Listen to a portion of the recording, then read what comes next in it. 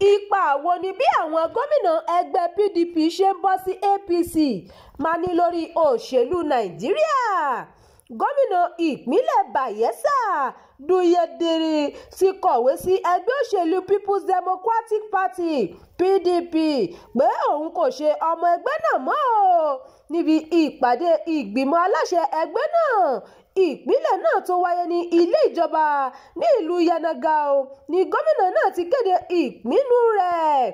Ó ní ìdí tí òun fi ẹgbẹ́ náà sílẹ̀ jẹ́ ohun tó fojú hàn àti pé òun nìkan kọ́ ni àwọn ń fi ẹgbẹ́ òṣèlú náà bí kò ṣe pẹ̀lú gbogbo àwọn ọmọ ilé asòfin tí iye wọn jẹ́ 23. Gómìnà dúró kò sọ ẹgbẹ́ òṣèlú tó fẹ́ lọ darapọ̀ mọ́. Ìgbésẹ̀ gómìnà Diri yìí ló ń wáyé lẹ́yìn ọjọ́ kan tí gómìnà ìpínlẹ̀ Enugu Peter Mbah fi ẹgbẹ́ òṣèlú PDP sílẹ̀ bọ́ sí ẹgbẹ́ òṣèlú All Progressives Congress APC. Ìròyìn ní ìgbésẹ̀ gómìnà Mbah ti fa ìpínyà láàrin àwọn èèyàn ìpínlẹ̀ Enugu bí àwọn kan ṣe faramọ́ ìgbésẹ̀ náà. Àwọn tó faramọ́ ìgbésẹ̀ Mbah ni yóò mú kí ìpínlẹ̀ náà túbọ̀ rí àǹfààní ìjọba àpapọ̀ nígbà tí àwọn míì wòye pé kò lè ní ipa kankan nítorí PDP ló ti ṣe ìjọba ìpínlẹ̀ ọ̀hún láti ọdún 26 sẹ́yìn.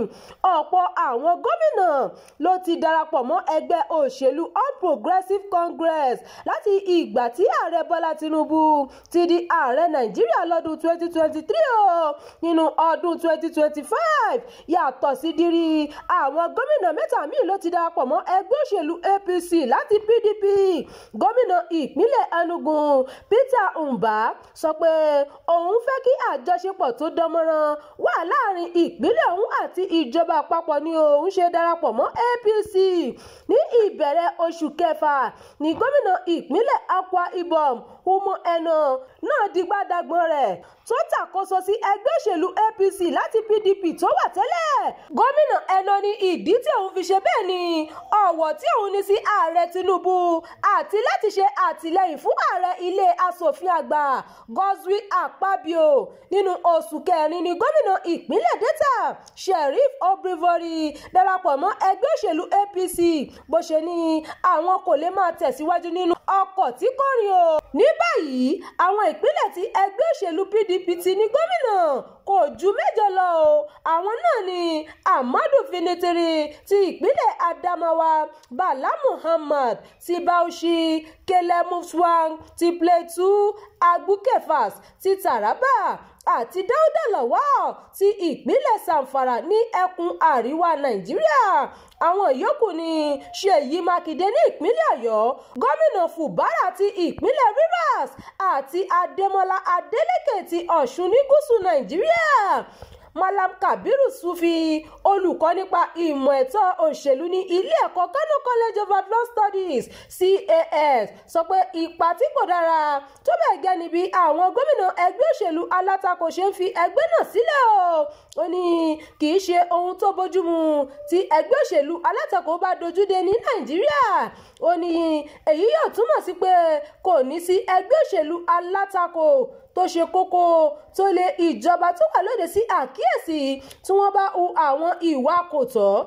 Ìjọba yóò máa ṣe àwọn ohun tó bá wù wọ́n ní pẹ̀lú ìgbàgbọ́ pé kò sí ẹni tó máa yẹ àwọn lọ́wọ́ wò.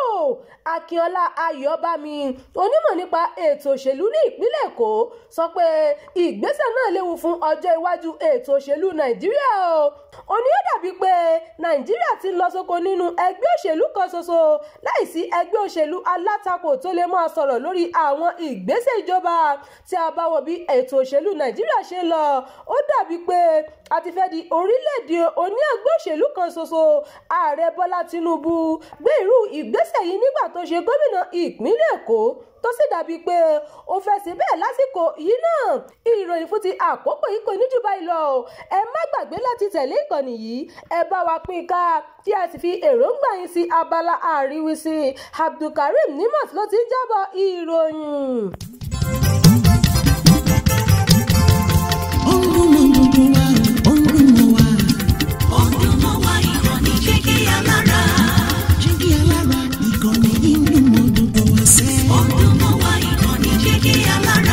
Ètò tó fún mi lóye.